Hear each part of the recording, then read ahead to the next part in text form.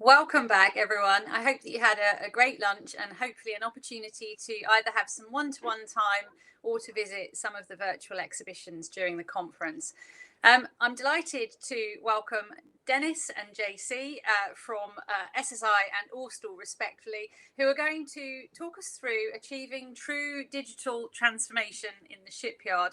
So very much a build on the themes from this morning's session. I'm really excited to hear what you have to say. So over to you both. Thank you.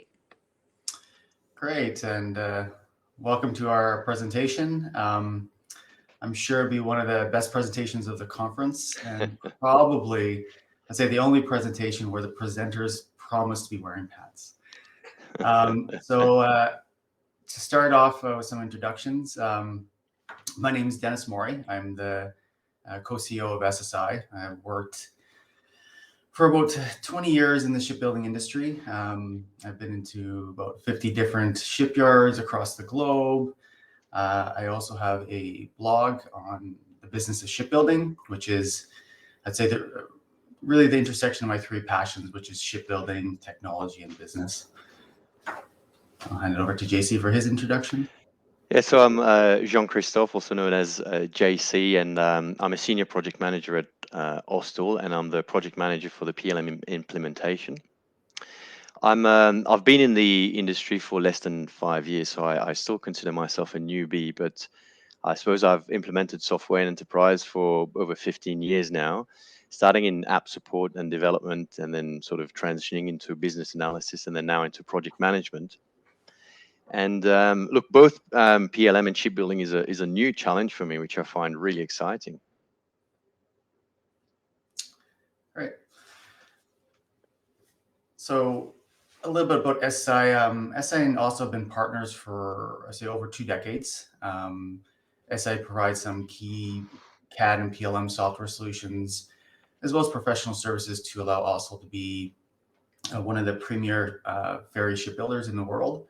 Also has an ambitious vision to expand their business, and to achieve this, they're going to require to evolve their business. And this is really what the focus of the presentation is. Our relationship, as with all long-lasting relationships, is probably based on trust and respect. And at the end of the day, it's a business value for both organizations. And I say with even with all relationships, we had some bumps in the road, and we were able to overcome them and make our partnership stronger. And I mention this because a business and digital transformation is not always smooth sailing, and it's important to have good partners, which is pretty much fundamental. So starting with our presentation, so 74% of transformation efforts fail. I think we probably have all seen this statement in many presentations. In some cases, the number can be higher, and it really depends on what you classify as a failure. Either way, I think we all know that many of these transformations these days at least fail to some certain degree. And this is not just shipbuilding. This is pretty much every industry. And the reason for this high failure rate is not because of the technology, but rather the way that we approach it, the way that we think about it, as well as our limited experience on implementing some of this modern technology. But a failure is not necessarily a bad thing. It should only really be considered bad if we don't learn from it. And this is where I think Austal has really showed some leadership and maturity in their business. Also, like many have attempted to do a digital transformation in the past, and unfortunately didn't get the results that they wanted to continue being their premier builder. And I can understand how some may consider this as a failure, but I'm not sure I would. And the main reason is that they did not give up, and they did learn from their past mistakes as well as some of their successes. And I think this is where you're going to get some true value from this presentation. It is not a marketing or academic or vendor presentation, which really talks about theory. This is really a real world example where a shipyard has started down a successful path of transforming their business. Many of their lessons they've learned the hard way, but again, at least they learned from it. And before JC starts, I want you to pay special attention to 3 things. First is about how JC talks about Austal's business transformation rather than just a pure digital transformation. And yes, this transformation may have been initiated by digital, but technology and data is really only a part of it. The business really needs to work different from leadership, culture, mindset, collaboration, communication, learning from the past failures, as well as tools. Second is how Austal may have a very lofty vision, but they are pretty relentless and disciplined and focused on what is important to them. And this is a huge challenge for many organizations, and I would say a big part of why some transformations fail. Finally is the approach they use to incrementally implement their solution. This means they're not trying to achieve their entire vision by boiling the ocean, but more purposefully and I would say carefully breaking down a problem into manageable pieces that can add value to the business. And from here, I'll hand it over to JC. Thanks, Denis, for the introduction. So as mentioned, Austal is currently undertaking a business transformation program, at the end of which it will have a new PLM, a new ERP, improved 3D modeling processes, and a range of new business capabilities as a result. I mean, although we've planned a go live date for later this year, we could argue that we're about halfway through our transformation, given that after we go live, we'll still be enhancing the solution to further our needs. So look, today I want to tell you about our journey so far, focusing mostly on the PLM side of things. I want to tell you about why we're undertaking this transformation and what are the goals and challenges that we intend to address through that transformation. I want to tell you about the circumstances that the PLM implementation project is being run under, and obviously there's challenges that then this poses. And finally, I want to tell you about our approach to solutioning those challenges. Look, one point I want to stress here is that I'm not sitting here in front of you trying to tell you how to successfully implement a PLM for a shipbuilder, because we haven't yet. But instead, I suppose I'm sharing with you how we've chosen to de-risk our implementation based on our circumstances and what we believe will be an increased chance of success. Look, truth be told, I wish I'll be back here next year, telling you how the journey is going, and whether what I'm about to tell you turned out to be true or not. So, to tell you a little bit about why we're here and why Austal embarked on a digital transformation, well, in a nutshell, it's that Austal identified the need to optimize its operations and reduce waste. That's pretty, I suppose, cliche so far, but if we sort of unpack this and look underneath the covers, I think we could say that Austal is very good at what it does. It's great at engineering, it's great at manufacturing, it's great at innovating, but maybe it's not so good at communicating or coordinating the exchange of information between either engineering or manufacturing or innovating or supply chain. So it almost you could say that Austal is very good within individual operational cells, but not so good at coordinating the exchange of information between those operational cells. And so the need for cross-functional process efficiencies is vital if it wants to optimize its operations. Now, there's several reasons as to why this may be, whether it's geo-culture, geo-dispersion, or whatever, but one of the key reasons is the inadequacy of its current systems to support that seamless flow of information. So I'll repeat that the key reason that Austal is having cross-functional process challenges is the inadequacy of its current systems to support a seamless flow of information. So the problem that this then sort of creates is that it creates a risk of people working with inaccurate information, which is not really good when you're in the engineering and manufacturing business. It generates a lot of wasted effort in duplicating information. It results in obviously multiple sources of truth and non-reconciled data across those operational cells. It achieves suboptimal reuse of information because you're always processing information that someone's already probably processed before you, and you're trying to reinvent that wheel every time you're processing information. It also slows down the implementation of engineering change because the dissemination of information is slow and painstaking. And ultimately, it generates a massive cleanup effort before being able to submit any digital deliverable to our clients. So this kind of sums up why we've embarked on digitizing our product lifecycle.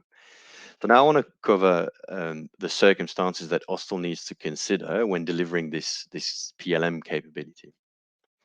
So I'll be telling you about holistic understanding of product lifecycle, previous attempts at PLM, change fatigue, and the breadth of the solution altogether. So firstly, holistic understanding of PLM. I think that in echoing the theme about Austal operating really well within individual operational cells, Austal had a good but also fairly isolated understanding of product lifecycle. I think it'd be fair to say that when we started that journey, there was no single individual that had a holistic understanding of PLM end to end at a detailed level across the whole enterprise. So no one really understood the capabilities and the processes, as well as the supporting technologies that would be required to deliver a solution for Austal. So why is this a challenge? Well, it makes it really difficult to articulate a digital PLM vision at a level of detail that senior management and below can get behind, right? So, I mean, how can people support a solution that they don't fully comprehend? How many people am I going to have to allocate to this? What's the impact on my budget, etc.? Also, it makes it very difficult to articulate your to-be processes and to define your technology solution requirements when you're trying to engage a vendor to come and deliver that solution. Then it creates a constant risk of going around in circles, trying to solve very low level problems and missing the big picture. You get stuck in conversations around, oh, well, I need the status drop down to say that it's almost ready, but not quite, or I need to be able to attach PDFs and Word documents, but completely missing the big picture questions. So that was about holistic understanding of PLM and the challenge that we have around that. Then previous attempts, well, Austal's had a go at implementing a PLM solution before, but it's had a bit of a false start. Now, even though you could say that the false start in hindsight was a great learning experience because it's allowed Austal to mature its understanding of PLM, it's also created a feeling of nervousness and disbelief whenever PLM is mentioned. I mean, no one really wants to jump on board with a losing team. As bad as it sounds, it's true. And so getting the motivation and the dedication and the backing from the business is a lot harder. Thirdly, our digital transformation program is big. And at the core of it, there's an ERP. So when you come and on top of it, you add a PLM, it represents a lot of change for a busy organization to absorb and can very easily result in change fatigue because you're sharing the same pool of business resources across both projects. Something else to consider as well is that from a program delivery perspective, it creates huge complexities in project planning and execution timing, especially around data requirements. If the PLM doesn't deliver the required data to the ERP in time, the ERP project is impacted. And that's one of the dependencies, but there's many other dependencies as well that you need to consider.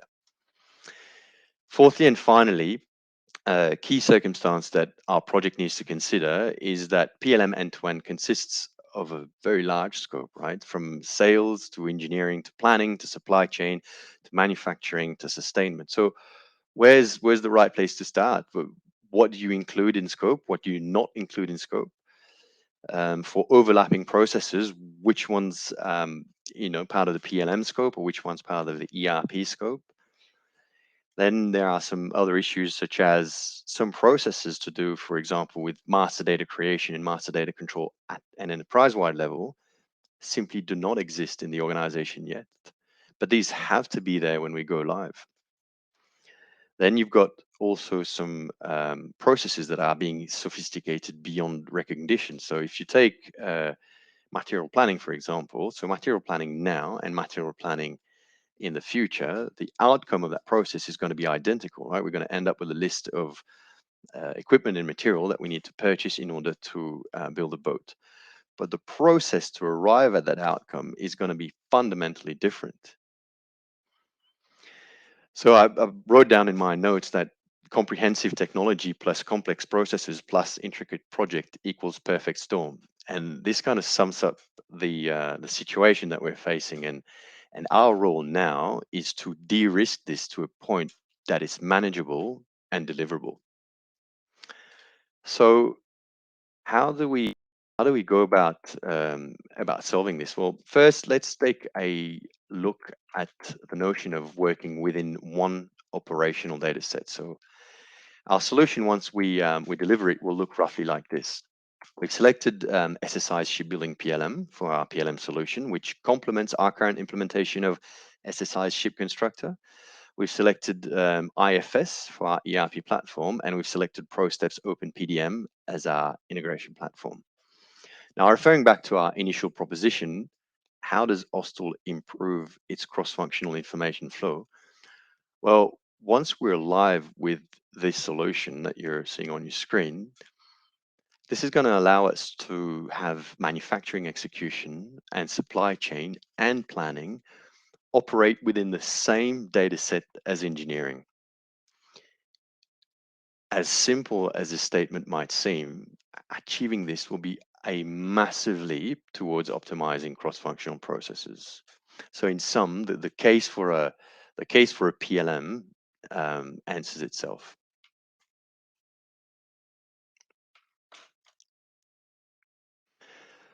So next, how do we solve our implementation challenges? Where do we start? A scope that large, there's no holistic understanding of PLM, there's low business confidence, potential change fatigue, and wide-reaching processes. Well, our approach was basically to keep it simple. Another cliche, I know, but we've opted to start with a smaller, more targeted business scope. So we started with the import of detailed design outputs, that's your bill of materials, your product structures, 3D models, and drawings, into our PLM system for the purposes of review and approval and configuration control. Once under control, we can then release those detailed design outputs to our ERP for execution management using work orders. So granted that this doesn't achieve a complete PLM solution, but it gives us a really solid core foundation to build upon. Then we quickly realized that working with a real and live vessel model would pose far too great a challenge to even attempt it. So instead, we opted to work with a small section of a pseudo vessel. Why? Well, this has allowed us to organize our data set as per our future way of working a lot quicker. Also, it's allowed us to trial a whole bunch of concepts with the business a lot quicker. There's only so far you can take a conceptual conversation or a conversation about abstract concepts, right? We found that explaining several complex concepts to various groups within the organization was only going to get us so far. And at some point, it is vital for some of these concepts to materialize themselves in terms of data in the software that you can manipulate and show to people in order for the organization to be able to progress and mature its understanding and for everyone to come along that PLM journey. So through the keep it simple principle, working with a really small data set and a reduced scope has allowed us to mature our holistic understanding of PLM, progressively gain or regain the trust of the business, and better manage the fatigue that's brought about by the immense amount of change. Finally, for us in our program, it was important to select a partner that understands us. So there are a lot of really good products on the market, but finding a good product is not enough. You need people who understand you and who understand your organization. So selecting SSI for us was a strategic decision based on long-term partnership, not the result of a simple product selection using weighted averages in a spreadsheet. I mean, yes, it made sense to select shipbuilding PLM because we were already using ShipConstructor and we wanted a PLM that integrated with our CAD tool out of the box. But more importantly, much more importantly, it made sense to partner with people who know us. SSI and Austal have partnered together since 2002. That's 2 decades now, through both our US and Australian shipyards. So this relationship means that SSI deeply understands what our challenges are, just as we understand what their challenges are too. Another point to make is that it makes sense to partner with an organization that focuses on the industry, not just on product lifecycle management. That's because an organization that focuses on the industry understands the nuances between shipbuilding and mass manufacturing. And those subtle nuances are key, especially for us in our journey to receiving the right advice when configuring our PLM solution. Also, shipbuilding PLM as a product is a very straightforward product to use. I'd almost want to call it basic, but it isn't, right? It appears to be because it's so simple to use, and it's really easy to get your head around it. And it's been very well received by the whole business community so far, which is obviously not the case when introducing new software, as you probably all know.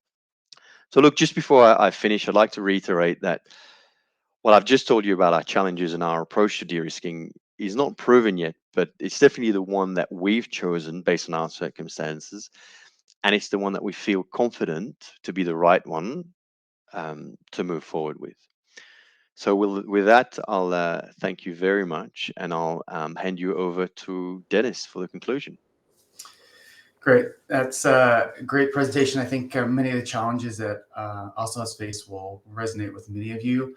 I want to say that JC was really clear that Austal has not solved every problem, but they don't need to solve all their challenges to be able to move forward. There is just simply no out-of-the-box solution for business transformation. It's not just a simple technology problem. It would be nice if we were able to install a piece of software and have all our problems gone away in essence, which is not the case. And there's not really a recipe that you can follow. There's no 2 shipyards that are the same. And this is not because we build different ships, but rather it differs in what is important to the business, their culture, mindset, what you want to be in 5, 10, 15 years, as well as where you're placing your big bets. However, there are some good principles that I think that could be used that JC explained that have been working very well for Austal. And I want to, I guess, just one quick one is that, Austal may have had that ambitious vision, as I was kind of mentioning, to support their global domestic expansion strategy. And even though it was tempting for them to boil the ocean, they took a more systematic approach and implemented the key foundations, their PLM and ERP system, which they will continue building on top for years to come. But it's important to note that even though these key foundations only had a portion of the functionality that Austal envisioned, they provided business value, which I think is key. We want small iterations that provide business value. So I'm glad to be part of this kind of relentless pursuit forward to achieve Austal's business transformation. And I look forward to seeing what we can accomplish in the next year. So thank you. Denis, JC, thank you so much.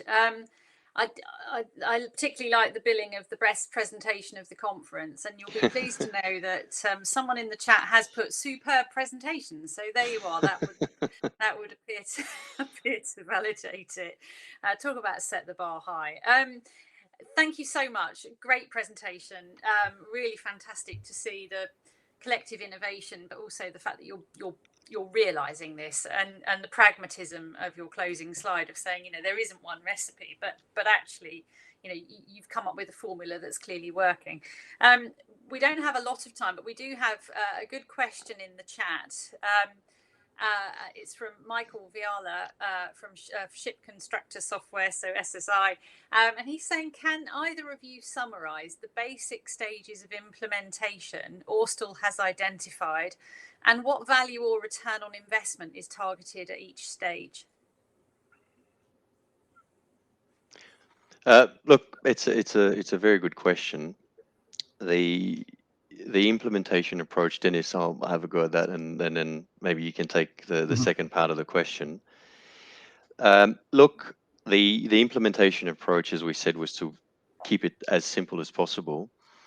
And within the very small scope that we have, we've gone through, I suppose, iterations of implementing a new feature, testing that feature, seeing whether we're happy with that feature, and then moving forward. So it's not exactly an agile approach per se, in the sense that we're not developing software and running 2-week sprints, but we're still going through, I suppose, a process of small iterations, drop a new feature, test a new feature, drop the new feature, test a new feature, drop the new feature, test a new feature.